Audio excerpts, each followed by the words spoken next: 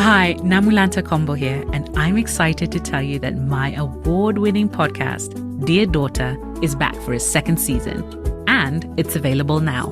Find out more at the end of this podcast.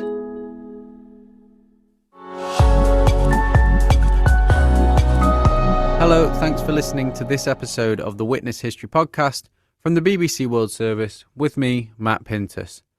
I'm bringing you a series of programmes to mark the 20th anniversary of the beginning of the Iraq War. In December 2003, Iraq's former leader, Saddam Hussein, was finally caught by American forces. He was found hiding in an underground bunker. Muwaffaq al-Rubai was asked to help identify the former dictator face to face. In this programme, first broadcast in 2010, he shared his memories of that time with Luis Hidalgo. Ladies and gentlemen, we got him. Paul Bremer was America's man in Iraq. 8 months after the invasion, Bremer finally announced to the world that the man the Americans had wanted to catch above all others, Iraq's president, Saddam Hussein, was now in American hands. Saddam Hussein was captured Saturday, December 13th at about 8:30 p.m. local in a cellar in the town of Adwar, which is about 15 kilometers south of Tikrit. I want to say a few words to the people of Iraq. This is a great day in Iraq's history. For decades, hundreds of thousands of you suffered at the hands of this cruel man. One of those Iraqis who'd suffered at his hands was Dr. Muwaffaq al-Rubai. In the 70s, during Saddam's rise to power, Dr. Rubai had been imprisoned and tortured. The year that Saddam Hussein became president, 1979, Dr. Rubai left Iraq. Now, almost a quarter of a century later, he'd returned to be given a senior position in the new American-installed administration. That day, Muwaffaq al-Rubai was chairing a meeting when an aide whispered the news in his ear. I was overwhelmed with the happiness. I could not control myself. I couldn't keep the secret. It was shown on my face. And those who were in the meeting saw this, and the meeting spontaneously broke down, and it was absolute chaos, and people were shouting and yelling and saying slogans, and it was a real sigh of relief. Why relief? What did the news mean to you? On the 9th of April 2003, from that date when Saddam Hussein regime was overthrown until we captured Saddam Hussein, the ordinary people of Iraq did not believe that the regime has gone, Saddam has gone forever. The conspiracy theory is prevailing in this part of the world. Until we got him and arrested him, then people started to believe that he's gone forever. It was an ignominious end. Saddam Hussein, the man who'd ruled Iraq with an iron fist for so many years, had been found hiding in a small underground hole at a farmhouse near his hometown of Tikrit. First appearances were designed to be deceptive.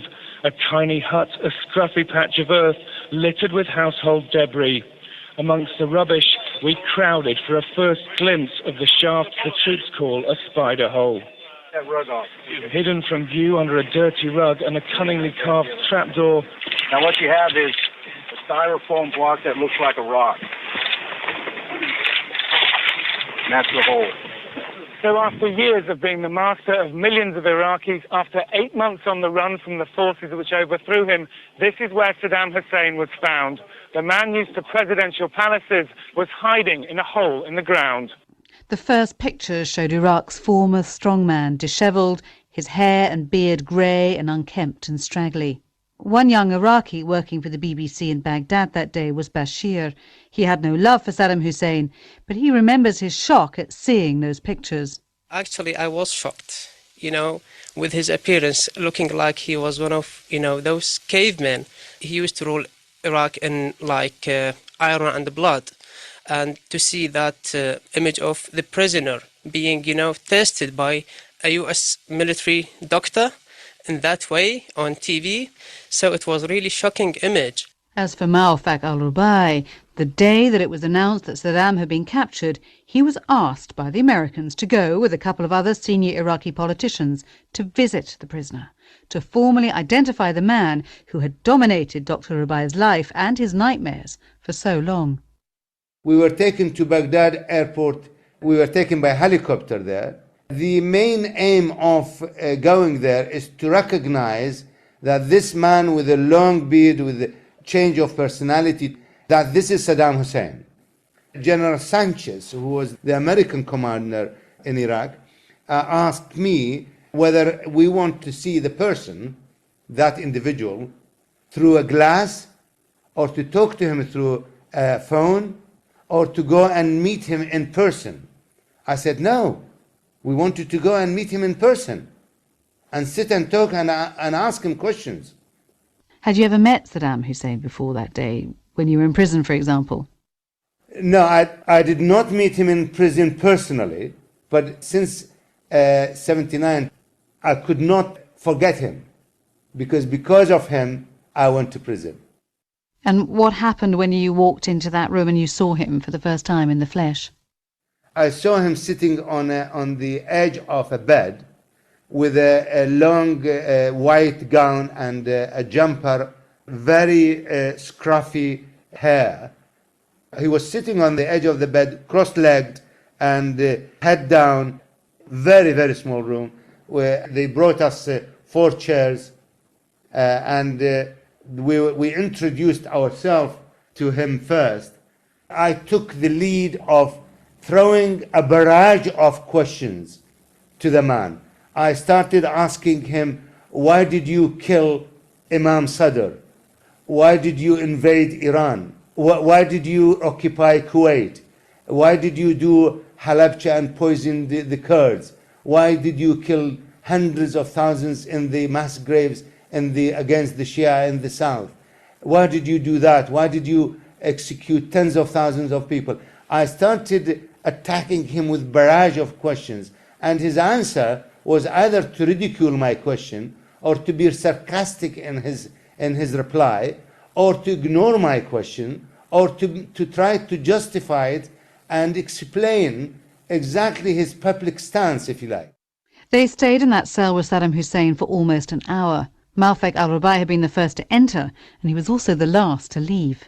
I did not want to leave without asking all my questions. It went through my mind as a flashing idea. Why don't we finish him off, this guy, and break to the people the good news that he's gone. But then immediately I went back to myself, okay, what is the difference between me and him? He has to go through a proper trial in front of the eyes of our people, so that this will herald, if you like, a new page in the history of Iraq. And I feel a real sigh of relief after I left the room. I said to him, Saddam Hussein, may God curse you. He started his colorful language, using really foul language, and the B word and the F word and all the French language on earth. He started his very foul language. Muaffaq al-Rubai had suffered nightmares for years after being released from prison. That night in 2003, after first meeting Saddam Hussein, he says the nightmares returned. Saddam Hussein went on trial in Baghdad in October 2005. He was sentenced to death a year later and was executed on the 30th of December 2006. Muaffaq al-Rubai, who was then Iraq's national security advisor, was one of those who witnessed the execution. That was Muaffaq al-Rubai speaking to Luis Hidalgo for that episode of the Witness History podcast. Dear Daughter is back for season 2 with more moving personal stories. My letter is reflection on how much I missed my dad. And more letters of advice for daughters everywhere. I started writing about the things that I thought would be important. We're touching upon more of the universal themes that made the first season such a success. From dealing with loss. In all things, know that you were and always will be loved and accepted. To making peace with turning into your mother. I am my mother's daughter. This realization does not bring the shame that I thought it would in my youth. It's the second chapter in a handbook for life for daughters around the world, and it's available now. That's Dear Daughter from the BBC World Service. Dear Daughter. Find it wherever you get your BBC podcasts.